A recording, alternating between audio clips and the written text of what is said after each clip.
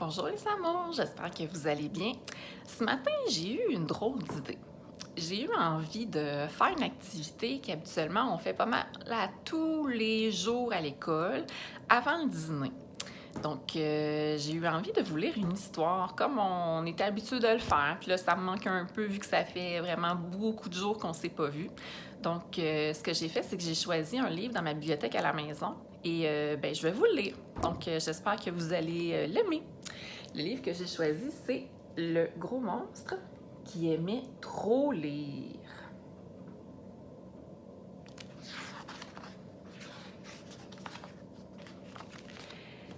Il était une fois un gros monstre affreux, sale et méchant. Il vivait dans une immense forêt que parfois des humains visitaient.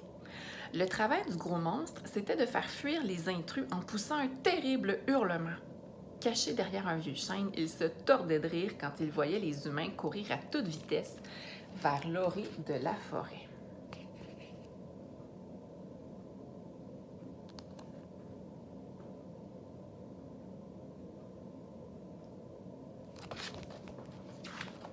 Un après-midi, le gros monstre s'ennuyait derrière son chêne. Il n'avait pas eu un seul visiteur depuis le matin. C'est alors qu'il aperçut une petite fille. Elle alla s'asseoir sur un rocher, puis sortit un livre de son sac. Le gros monstre jeta aussitôt un horrible cri qui chassa tous les oiseaux. Mais la petite fille était toujours penchée sur son livre, captivée par l'histoire. Le gros monstre, en colère, inspira alors profondément et poussa le plus effroyable hurlement de son répertoire. La fillette eut si peur qu'elle laissa tomber son livre et s'enfuit à toutes jambes.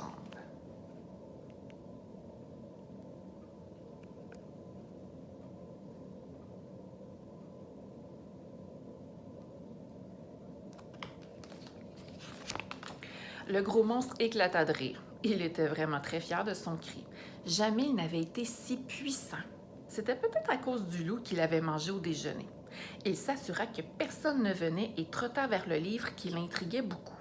Jamais il n'avait dû crier 2 fois pour chasser un intrus. Cet objet était magique ou quoi?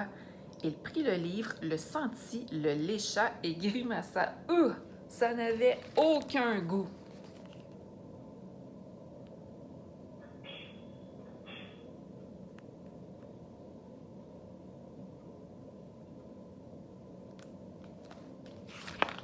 Furieux, le gros monstre lança rageusement le livre par terre. Celui-ci s'ouvrit, révélant de magnifiques images colorées. Curieux, le gros monstre reprit le livre et tourna lentement chaque page. Fasciné par les superbes illustrations, il l'emporta avec lui dans sa grotte.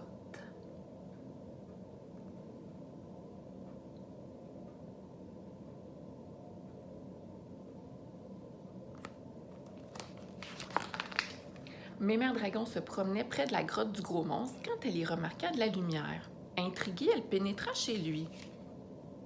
Qu'est-ce que tu fais là? Demanda-t-elle. Tu devrais être en train de surveiller la forêt. J'ai trouvé ça et je peux pas m'empêcher de le regarder, s'écria le gros monstre en lui tendant le livre. Oh, le beau livre! Je connais cette histoire. Elle est merveilleuse. Un livre? Répéta le gros monstre. C'est vrai, tu ne sais même pas ce qu'est un livre, soupira Mémère Dragon.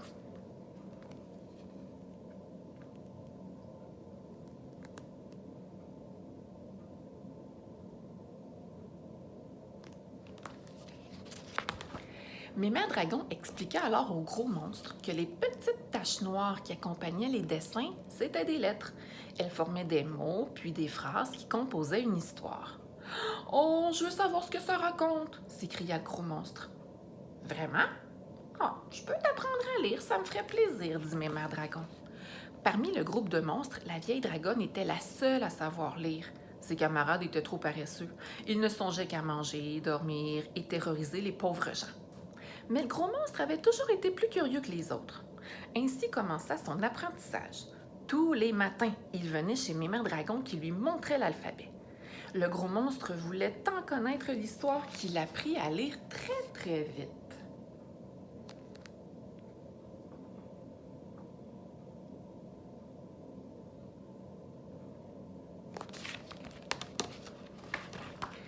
Mais depuis que le gros monstre lisait, il ne faisait plus que ça. Caché derrière son vieux chêne, il ne prenait plus la peine de hurler quand il voyait un humain franchir l'orée de la forêt. Il était trop occupé à lire son livre. Il le relisait encore et encore.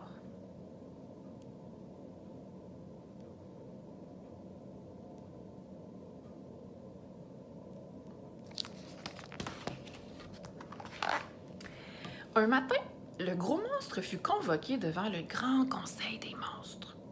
Tu ne fais plus ton travail, alors tu es banni du clan, rugit le chef des monstres. Qu'on ne te revoie plus. Mais Mère Dragon, qui imaginait le gros monstre en larmes dans sa grotte, vint lui rendre visite pour le réconforter. Mais, surprise, il lisait paisiblement à la lumière d'un petit feu. Toute contente de voir combien son compagnon aimait lire, Mère Dragon lui donna en cachette d'autres livres, plus merveilleux les uns que les autres. Le gros monstre était finalement bien content de son sort.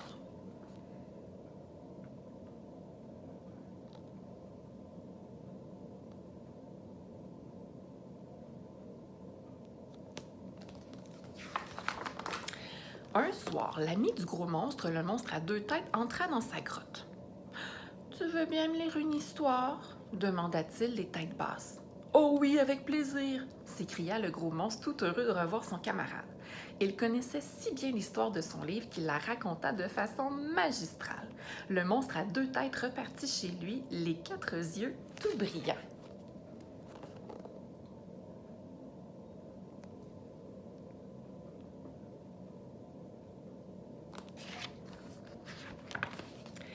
Le lendemain soir, le monstre à deux têtes revint à la grotte avec le monstre pustuleux.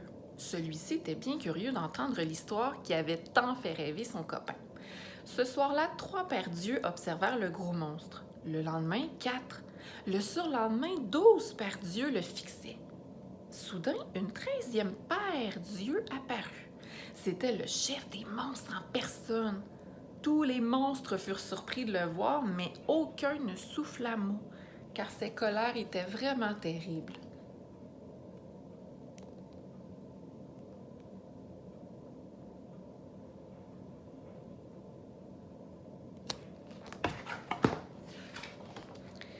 Dans un coin de la grotte, Mère Dragon riait sous cape.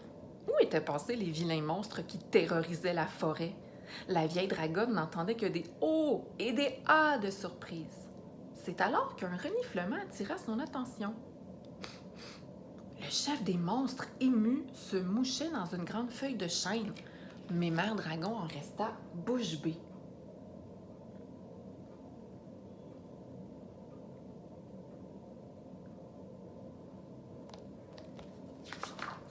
Depuis ce jour mémorable, les monstres ont la tête tellement pleine de belles images et de merveilleuses histoires qu'ils oublient de faire leur travail. Profondément cachés dans la forêt, ils n'ont plus envie d'effrayer les humains. Ils sont toujours dans la lune, songeant aux belles princesses sauvées par de courageux monstres, sauvées par de courageux chevaliers.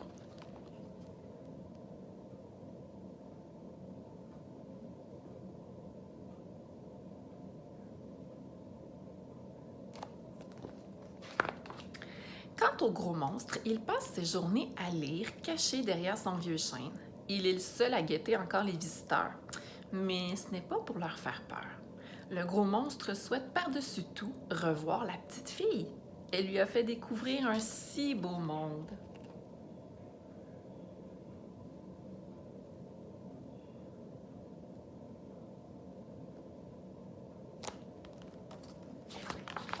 Le gros monstre a donc déposé le livre de la fillette près du rocher où il l'a trouvé. Puis, il y a glissé une pierre plate en forme de cœur.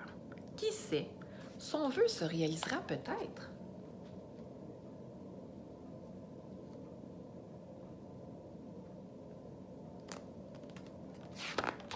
Et c'est la fin de l'histoire. J'espère que tu l'as aimé, l'histoire du gros monstre. Moi, ça m'a fait bien plaisir de te la lire. Donc, je t'embrasse fort, fort, fort. Je pense à toi tous les jours et j'ai vraiment hâte qu'on se revoie, qu'on puisse se faire des gros câlins puis se raconter tout ce qu'on a fait chacun de notre côté à la maison. Donc, je t'aime, je pense à toi. À la prochaine!